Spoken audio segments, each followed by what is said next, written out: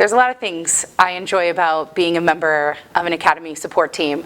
First and foremost, it's really getting an opportunity to work with our teachers and administrators within the schools to figure out the best learning experience for our kids.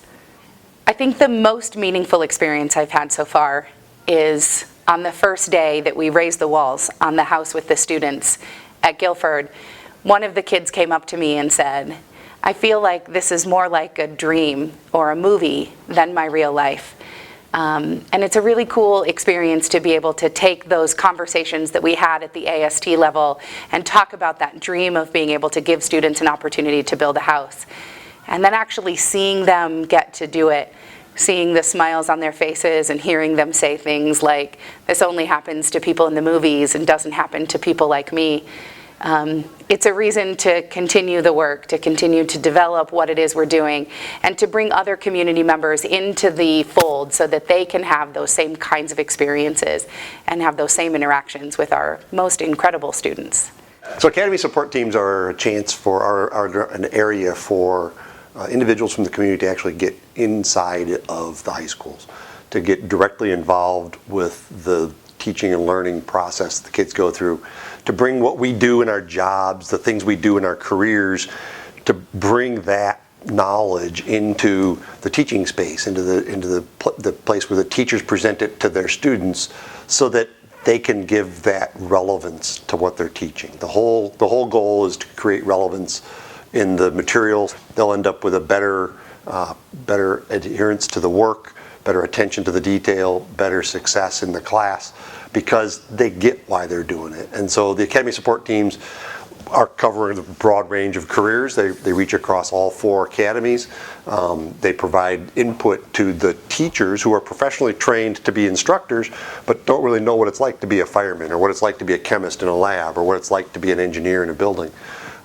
It gives those teachers that access point for the knowledge that they need to translate their course materials into the work to provide to the students. So it's that vital piece, and it's in our public high schools. It's today probably the best path for a volunteer to step in and engage in the school, likely with the students, directly influencing the kids down a career path that could be very similar to the one you pursued as your own. And so it's someplace, if you have passion about what you do, share your passion with the teachers and with the students to carry that on into the community.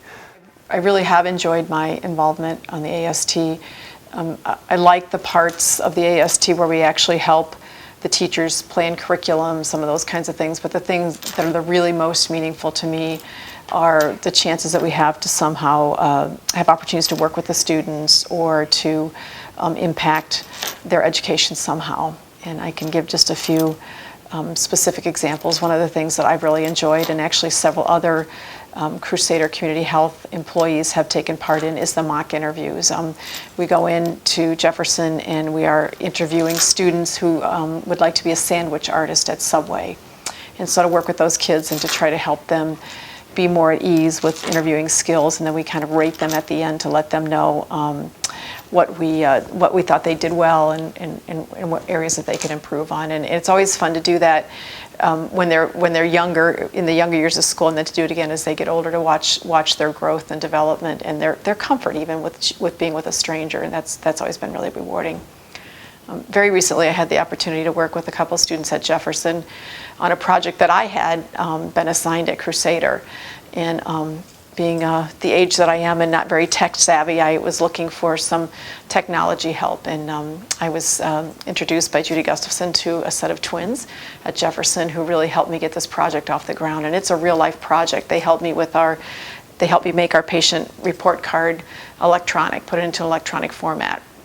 And I'm happy to say that on May 1st, we will actually be launching that in all 5 of our sites, soon to be 6 of our sites, in the electronic format that I could not have gotten there without the help of these young ladies. So it was a great experience for me.